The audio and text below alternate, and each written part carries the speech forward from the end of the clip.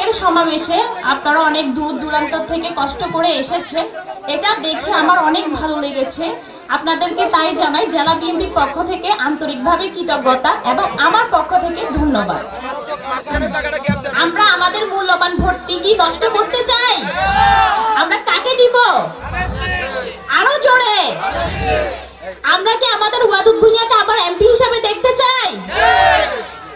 আমরা চাই আমাদের লিডারের পাশে আপনারা থাকবেন, আছেন, থাকবেন। কেননা আপনারা ছাড়া আমাদের কিন্তু কোনো শক্তিই নেই। আপনারাই আমাদের শক্তি।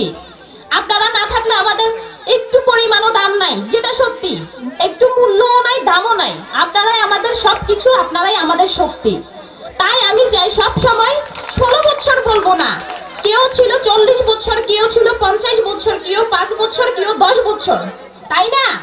16 বছর তো কষ্ট করে নাই, কেউ তো 50 বছর কষ্ট করে আসছে। কেন? কিছু পাওয়ার আশায়?